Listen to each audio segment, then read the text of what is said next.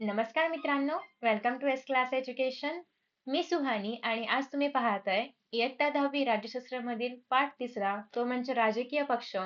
आणि त्यामध्ये आज आपण पाहतोय पार्ट 2. ऑलरेडी आपण याच्या आधी सुरुवात केली होती संविधानाची वाटचाल पासून. त्यामध्ये आपण पाहिलं की आपला भारत देश हा लोकशाही असणारा जगातला सगळ्यात मोठा देश आहे. त्यानंतर आपण पाहिलं की लोकशाही जर टिकवून ठेवायची असेल किंवा लोकशाहीमध्ये लोकांचा विश्वास जर शासनावरती ठेवायचा असेल, तर त्यासाठी महत्त्वाच्या आहेत त्या म्हणजे निवडणुका. त्यामुळे आपण दुसऱ्या पाठामध्ये पाहिलं की निवडणूक आयोग काय आहे, निवडणुकांची प्रक्रिया काय आहे, निवडणुका कशा घेतल्या जातात वगैरे वगैरे वगैरे. त्यानंतर आपण पाहिलं की निवडणुका जर घ्यायच्या असतील, तर त्यासाठी महत्त्वाचं आहे ते म्हणजे लोकांनी मतदान करणं. आणि मतदान करणं म्हणजे पक्ष आलेच आणि त्यामध्ये आपण राजकीय पक्षाला सुरुवात केली होती.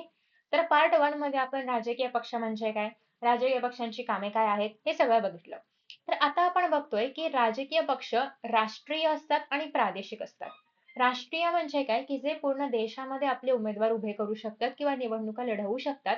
आणि प्रादेशिक म्हणजे जे एका ठराविक प्रदेशापुरतेच असतात. आता कोण ठरवतं की कुठला पक्ष राष्ट्रीय आहे आणि कुठला पक्ष प्रादेशिक आहे, याचे काही निकष आहेत का? तर आहेत. ते कुठले आहेत ते आता आपण बघणार आहोत.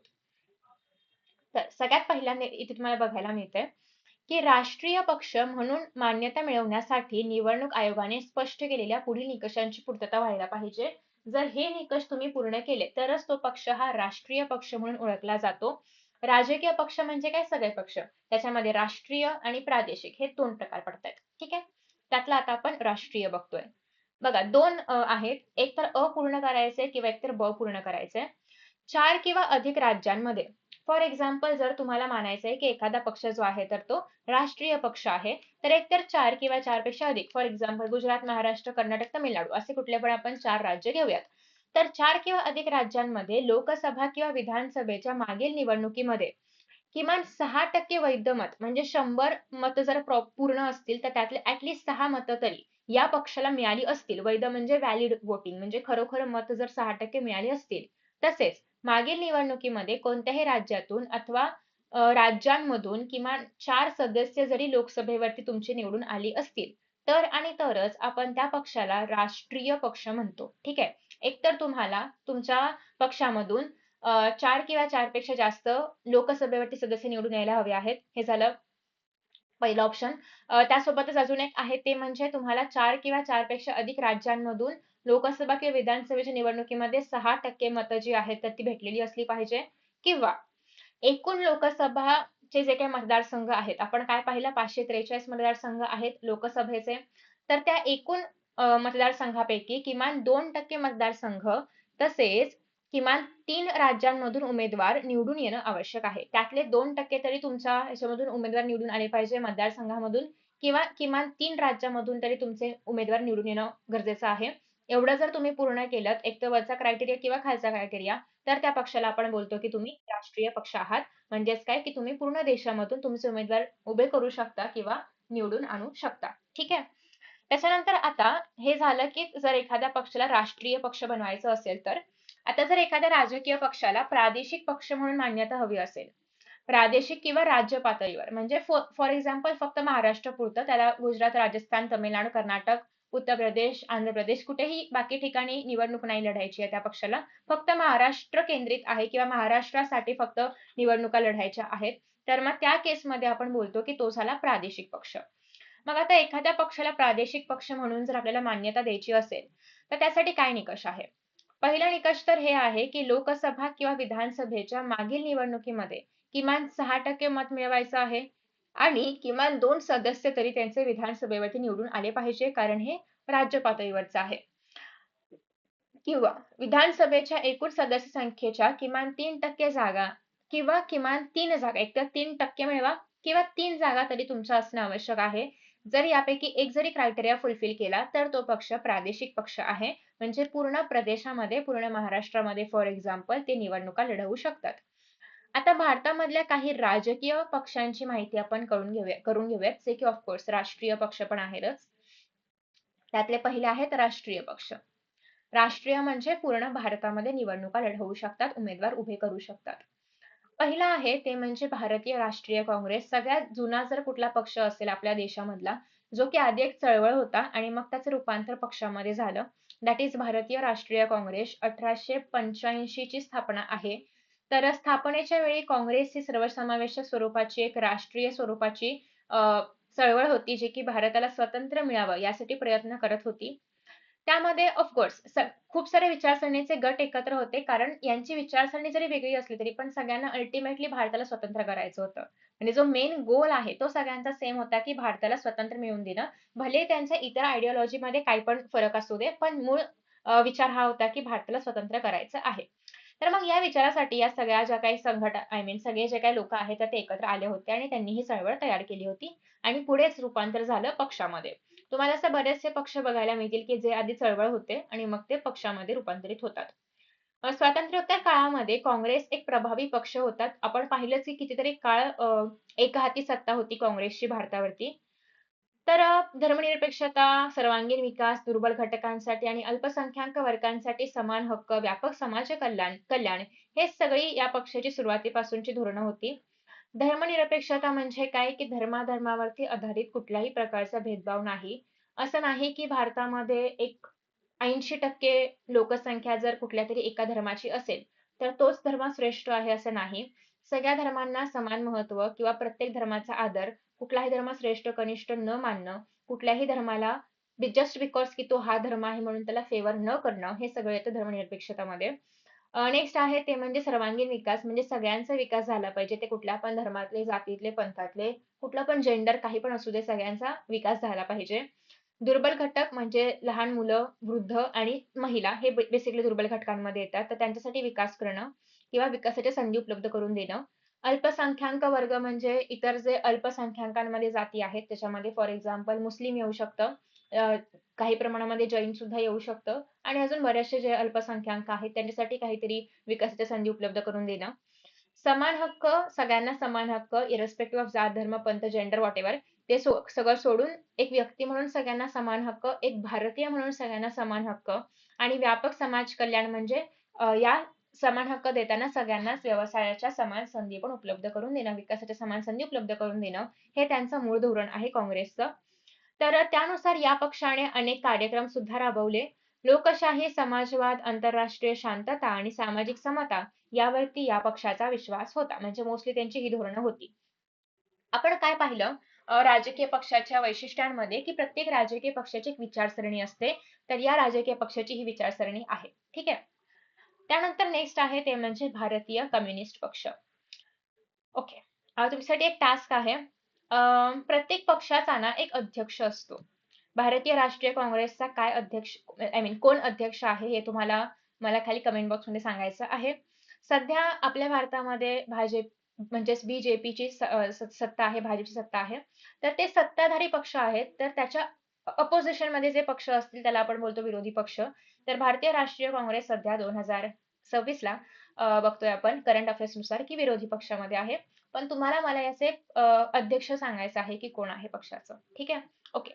नेक्स्ट आहे भारतीय कम्युनिस्ट पक्ष. मार्क्सवादी विचार बघितला होता आपण याच्या आधी विचार प्रणालीमध्ये. त्यांचं असं म्हणणं होतं की समाजामध्ये जे काही आपण म्हणतो की वर्गवारी आहे तर ती उत्पादनाची साधने किंवा क्लासनुसार असली पाहिजे. मिडल क्लास, लोअर क्लास वगैरे असं. ना की जात धर्म कुठला आहे यावरती. सो मार्क्सवादी विचारसरणीवरती आधारलेली या पक्षाची स्थापना 1925 साली झाली आणि भारतामधला हा एक जुना पक्ष आहे. पहिलं काँग्रेस आणि त्यानंतर भारतीय कम्युनिस्ट पक्ष.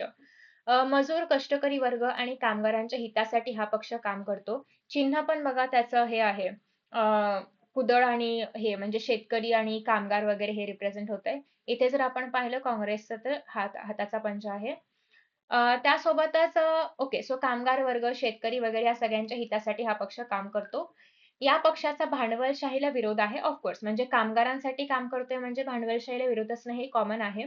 कारण भांडवलशाही म्हणजे खाजगीकरण म्हणजेच खाजगी कंपन्या म्हणजे खाजगी माणसाच्या हातामध्ये कंपन्या असणं, जे कधीही कामगारांना काढू शकतात आणि जर हा पक्ष कामगारांचा विचार करतोय, तर अर्थात त्याचा भांडवलशाहीला विरोध असणार. तर तुम्ही असं कनेक्शन लावू शकता.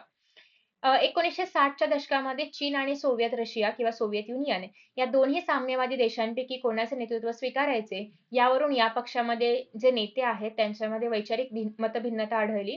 कारण ऑफकोर्स चीन की सोव्हिएत युनियन दोघं पण समाजवादीच होते, पण त्यातल्या त्यात पण कोणाचं नेतृत्व स्वीकारायचं याच्याबाबत या दोघांमध्ये पण मतभेद म्हणजे ज्या ज्या लोकांमध्ये मतभेद होते त्यानुसार दोन पक्ष पडले गेले.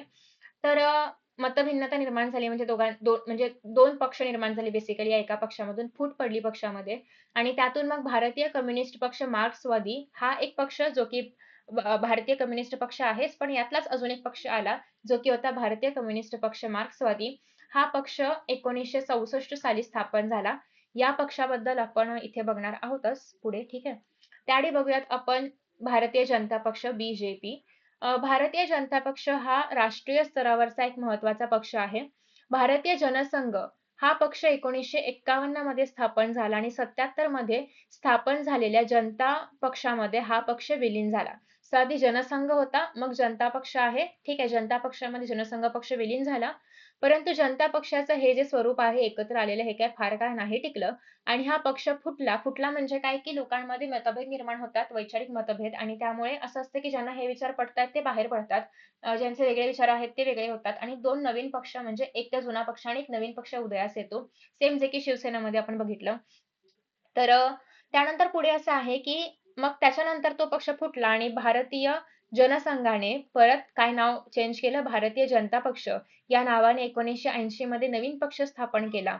प्राचीन भारतीय संस्कृती, परंपरा यांचं जतन केलं पाहिजे अशी या पक्षाची भूमिका होती, की भारतामधली जी पण संस्कृती आहे ती टिकून राहिली पाहिजे. हे मूळ धोरण या पक्षाचं होतं.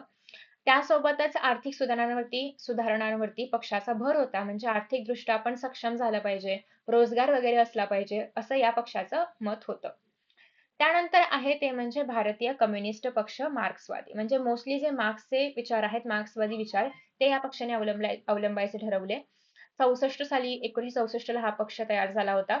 याच्यामध्ये पण बघा कुदळ आणि फावडा आहे आय गेस हे करतात ना सॉरी हे खुरपं बोलतात त्याला जे हे वाला आहे ते मी या ठिकाणी काहीतरी वेगळा शब्द म्हटलं का याला. हा खुरपं पण बोलतात याला काहीतरी अजून काही नाव असेल तर मला सांगा जर मी काही मिस केलं असेल ह्यामधलं तर ठीक आहे. तर समाजवाद, धर्मनिरपेक्षता आणि लोकशाही यांचा हा पक्ष पुरस्कार करतो. साम्राज्यवादास या पक्षाचा विरोध आहे आणि कामगार, शेतकरी, शेतमजूर यांच्या हितसंबंधाची जपणूक करणं म्हणजे हे मूळ धोरण दोन्ही पण पक्षाचं सेमच आहे कम्युनिस्ट पक्षांचं. फक्त एक मार्क्सवादी नवीन मतभेदातून नवीन पक्ष निर्माण झाला. नेक्स्ट आहे बहुजन समाज पक्ष. बहुजन समाज पक्ष हा समाजवादी विचारसरणीचा पक्ष आहे. अगेन भांडवलशाहीला जास्त कोणी प्रमोट नाही करत आहे. नेक्स्ट असं आहे की बहुजनांचे हित हे या पक्षाचं उद्दिष्ट असून 1984 साली या पक्षाची स्थापना झाली.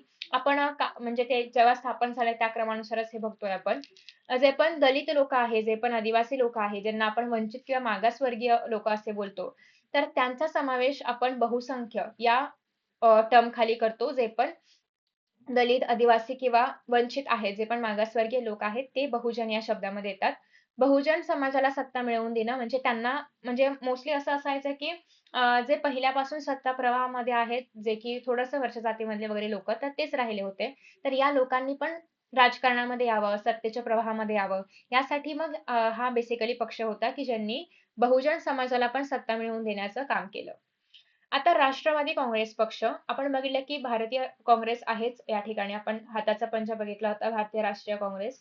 यामध्ये पण मतभेद झाले आणि त्यातून नवीन पक्ष उदयास आला तो म्हणजे या ठिकाणी तुम्हाला बघायला मिळते राष्ट्रवादी काँग्रेस पक्ष. काँग्रेसमध्ये बाहेर पडून राष्ट्रवादी काँग्रेस पक्षाची स्थापना 1999 मध्ये झाली. लोकसत्ता, समता, धर्मनिरपेक्ष जे मूळ तत्व आहे तर ते तर सेमच राहतात. तर यावरती या पक्षाचा विश्वास आहे. काँग्रेस पक्षाबरोबर म्हणजे काँग्रेसमधून बाहेर पडले, परत काँग्रेससोबत युती केली आणि 1999 ते 2014 पर्यंत हा पक्ष सत्तेवरती होता. चिन्ह आहे घड्याळ. तसेच केंद्रामध्ये 2004 ते 2014 पर्यंत हा पक्ष प्रदीर्घ काळ सत्तेवरती होता आणि आघाडीचा पक्ष आहे कारण दोन पक्ष किंवा दोनपेक्षा अधिक पक्ष मिळून या ठिकाणी सत्ता स्थापन करतायत. त्यानंतर आहे तृणमूल काँग्रेस जे की तुम्हाला ममता बॅनर्जींचा पक्ष बघायला मिळेल. मोस्टली आता चर्चेमध्ये चालू आहे. आता म्हणजे रिसेंटली काही काळ चालू होता. तर ऑल इंडिया तृणमूल काँग्रेस या पक्षाची स्थापना 1998 मध्ये झाली आणि 2016 मध्ये निवडणूक आयोगाने या पक्षाला राष्ट्रीय पक्ष म्हणून मान्यता दिली. सुरुवातीला हा पक्ष राष्ट्रीय पक्ष म्हणजे नव्हता, म्हणजे फक्त प्रादेशिक पक्ष होता. तर त्याला मान्यता दिली 2016 साली. लोकशाही, धर्मनिरपेक्षता, दुर्बल घटकांचे संरक्षण हेच या पक्षाचं पण धोरण आहे, जे की काँग्रेसशीच थोडंफार का होईना मॅच होतंय. आता 2009 साली ज्या काही निवडणुका झाल्या होत्या, त्यानंतर 2014 साली ज्या काही निवडणुका झाल्या, तर त्याचा आपण एक तुलना करूयात. भारतीय राष्ट्रीय काँग्रेस 2009 साली सत्तेवरती आला होता. 2006 जागा मिळाल्या होत्या. सॉरी 206 जागा मिळाल्या होत्या आणि 2014 ला 44 जागा आहेत आणि खरं तर 2014 ला बीजेपी भारतीय जनता पक्षाला खूप जास्त जागा मिळालेल्या आहेत. त्यामुळे हा पक्ष सत्तेवरती आला होता. 2009 ते 14 तर काँग्रेसचंच सरकार होतं. कम्युनिस्ट पक्षाला मतं आहेत 4-1 अशी 2009-14 दरम्यान. त्यानंतर भारतीय कम्युनिस्ट पक्ष 16-9 अशी मतं आहेत. बहुजन समाजाला 2009 साली 21 जागा मिळाल्या होत्या, पण 14 साली काहीच नाही मिळाले. राष्ट्रवादी काँग्रेसला 2009 साली 9 जागा होत्या, 14 साली फक्त 6 जागा आहेत. तर असा एक आढावा आपण घेऊ शकतो. तर इथपर्यंत आपण जे भारतामधले राष्ट्रीय पक्ष आहेत, म्हणजे जे पूर्ण देशामध्ये निवडणुका लढवू शकतात, तर त्याबद्दल बघितलं. यानंतर आपण काही प्रादेशिक पक्ष बघणार आहोत भारतामधले. प्रत्येक प्रदेशामधले, की जे त्या प्रदेशामध्येच होते. पण तुम्हाला पण असा प्रश्न पडला असेल, की जर हे सगळे राष्ट्रीय पक्ष होते, तर गरज काय होती प्रादेशिक पक्षांची? याचं मूळ आहे ते म्हणजे प्रदेशवाद. आता एक्झॅक्टली प्रदेशवाद काय आहे, इथपासून आपण नेक्स्ट पार्टमध्ये सुरुवात करणार आहोत. सो आय होप की तुम्हाला हा व्हिडिओ आवडला असेल. Thank you so much for watching आणि नेक्स्ट व्हिडिओ नक्की पहा, कारण हा पूर्ण चॅप्टर सीरीजमध्ये चालणार आहे. तुम्हाला माहिती नसेल तर पुन्हा एकदा सांगते, की आपली जी विजन सीरीज आहे, त्यामध्ये आपण इतिहास, भूगोल आणि राज्यशास्त्रामधल्या सगळ्या चॅप्टर्सचे व्हिडिओज पाहत असतो. आता ऑलमोस्ट युनिट टेस्ट आणि सेमेस्टरपर्यंत सिलेबस आपण कव्हर करत आणलेला आहे आणि तुम्ही जर ही फॉलो केली असेल, तर तुमचा पण सिलेबस माझ्याबरोबर पूर्ण झाला असेल. इन केस तुम्ही जर काही मिस केलं असेल, तर चेकआउट करा. या सगळ्याचे लिंक्स ज्या आहेत, त्या तुम्हाला बघायला मिळतीलच. Thank you so much and see you in the next session. Bye.